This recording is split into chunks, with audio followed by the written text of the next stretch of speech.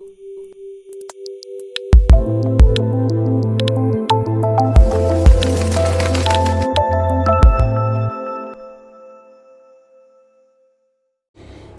guys, so today I'm going to do you a Halloween special. It's not that special because it was very late at night, it was very dark, and it's very grainy. There is no acrylic in this video at all, so what I'm doing here is I am doing a builder bottle. So it's called Bob and it is from CJP and it's builder in a bottle. So all I do is I prep my nails exactly the same as I usually would. The only difference is I don't use primer, I use dehydrator. And then I use a base coat just on the natural nail and bob that into the lamp for 60 seconds. Then you do a slip layer. Now I'm not saying that this is the right way to do it because I've only used it a few times, but it works for me. A slip layer, and then you build it up gradually. You don't really get any heat spike from this anyway, so usually I'll do like a reasonably thick layer. Some people I've seen do it in one go, but I kind of feel like I don't want it to seep anywhere, so I do a reasonably thick layer and then I dry that for a full 60 seconds, and then I come back, I'll have a look at my apex and I'll go over it and over it so you can see what I'm doing. If I do any cleanups around the side, all I'm using for that is a flat-ended brush and some isopropyl alcohol just to tidy up if it has drooped. And the reason that I'm tipping the hand upside down is basically to because it's self-leveling, so it just helps it to level and come more into an apex. So I wanted to make sure I had structure, but because I'm used to working with acrylic, it was harder for me to accept the structure of these because they did look a lot thinner, but they are as strong. Hey guys, so when I said this was a Halloween special, I'm not going to tell you exactly what I'm doing. That's basically my tutorial. Each time the hand disappears, it's because she's going into the lamp, and I do it for a full 60 seconds, bring it back, do another layer if I need to, and then I'm going to file these nails like I normally would, but a little bit lighter, and then I will put a matte top coat on and I will paint them. While I'm doing all of that, I'm going to tell you some spooky stories. Like, hopefully they're spooky stories. And yeah, it's a disclaimer. I don't know how spooky they're going to be, how spooky you're going to find them. So if you are easily creeped out or easily offended, please turn the volume down, because I am going to tell you some scary stories for Halloween, because I thought I'd mix it up a little bit. Why not, you know? So that's what I'm going to do. So get ready. I'm so excited. I love scary stories. Okay, so first story. A father is laying in his bed after just waking up. He grabs the baby monitor and walks to his desk in his office at home. He has his baby on the baby monitor and he hears his wife singing to her. He cracks a smile as he hears his wife singing, "Go to sleep, go to sleep," when suddenly the front door opens and his wife comes in with the groceries. Oh my god. I'm already scared. I'm not scared. I'm not scared. That's scary. That's creepy. Who's singing to that baby? Oh my god. Okay, I've got another one for you. I wasn't ready for this. I began tucking him into bed and he tells me, "Daddy, check for monsters under my bed." I look underneath his bed for his amusement and I see him. Another him. Under the bed, staring back at me, quivering and whispering, "Daddy, there's someone on my bed." Oh, stop it. What the hell? Which one's real? Is anyone scared yet? I'm kind of scared. Okay, I am actually sat in my nail room in my garden in the dark. Just to let you know, I am genuinely scaring myself to death here, reading these to find which one is the most appropriate for you guys to hear. While I am here, I just want to say a big warm welcome to all of my new subscribers. I know this is a little bit different today, but you know, it's special, it's Halloween, I can't go trick-or-treating. I don't go trick-or-treating, but we can't go trick-or-treating, so I thought I'd do something a little bit different. Hopefully you like it. So yeah, I'm gonna carry on, and you carry on subscribing, and don't forget to hit me a like button as well.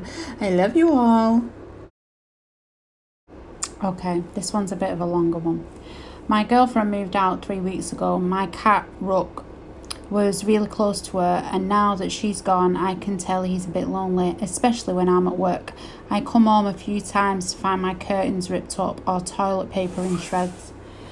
The last straw was when I came home after working late to find that he had clawed a hole the size of a dinner plate into the side of the sofa. I decided I had to do something about it. I tried different toys and catnip, but nothing worked. And one night, while I was browsing Amazon, I saw a pet camera. It's a tiny camera that records your pets on live feed so that you can monitor their behaviour while you're away. It even has an audio function so that you can talk to them. Sounded silly, but hey, I love my furry dudes, so I bought it. I got overnight shipping and installed it immediately. I decided to set it up in my bedroom because that's where Rook dwelled mostly. My first day at work, I think I checked the camera about 30 times, and when I spoke to the microphone, Rook seemed to be happier, and then I noticed that there was no destruction around the house either. By day 4, I figured that I had solved the problem with Rook. This leads me to right now. About 30 minutes ago, I climbed into bed with Rook. Ready to close my eyes, my phone buzzed a notification from my pet cam. I almost ignored it, sure that I'd just triggered the thing myself. But I opened it anyway, and what I saw made me grip tighter on my phone. Instead of the video of myself in bed, I saw a man, tall, gangly, with pale skin and large eyes. He was moving into my room with exaggerated steps, like a sneaking cartoon character. He got right up to the lens, so close that I could almost smell his rotten breath, and he smiled. I immediately paused the video, terrified, and I looked at the spot where the man should have been standing, but there was no one there. I went onto Amazon and found the pet cam, and I read the reviews, hoping that it was some weird glitch. It had been a joke, right? The first dozen of reviews were pretty standard, but the last one caused me to bolt upright. A customer complained that the camera was on a time delay, sometimes as much as 15 minutes. I went back to the video and pressed play with shaky fingers. I watched in horror as the man slithered under my bed, giving the camera a wink before disappearing into the darkness. I saw myself enter the bedroom and climb into bed before the video ended. Now I'm sitting on my bed, knowing that he's under it. I could call the police, but I doubt that I'll have time. So please do yourself a favour and read the reviews. Oh my god, I've got one of them cameras. It's quite scary. Mine's not a pet camera though, it's an outside camera, so you know, they can stay outside and the slithery man. Wow, this is actually quite taxing, I'm not gonna lie. Like, not only am I sat in the dark, in the garden, in my summer house, but I'm having to read through these stories, and quite a lot of them are very disturbing. Like, so disturbing I'm not reading them to you. So these are the tame ones. But yeah, I'm kind of scared now. I'm hoping that my tea's going to come soon and I'll get called inside. Oh dear God.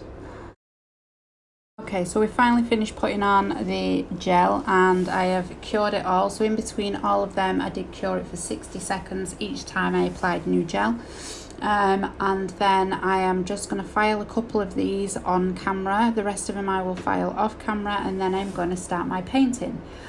Before I start my painting, I'm going to find you another story. How exciting. It's quite creepy, this video. I'm probably going to hate it and never listen to these stories again. So I hope you're not all hiding under your bed and you're still paying attention, because we're about to start the painting soon. Before I start the painting, I will apply some matte top coat. All of the paint and the gel colours that I use for painting, the brushes, etc., I will link in to the description box when I have uploaded this video as well. So then you know. Okay, so there's just 2 more stories, guys. I found it a lot harder to find stories that are even remotely suitable to read you. And I don't know how you're going to feel about them. So yeah, I'm trying to be as tame as possible. So the next one is my daughter learned to count. My daughter woke me at 11:50 last night. My wife and I had picked her up from her friend Sally's birthday party, brought her home and put her into bed. My wife went into the bedroom to read for a while and I fell asleep watching the Braves game. Daddy, she whispered, tugging on the sleeve of my shirt. Guess how old I'm going to be next month?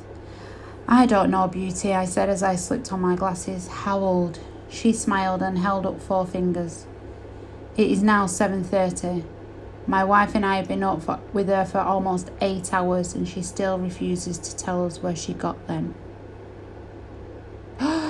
Where did she get the 4 fingers from? They're not her fingers. What kind of child? I'd love to know how old this child is. Oh, yes, she's 4. Wow.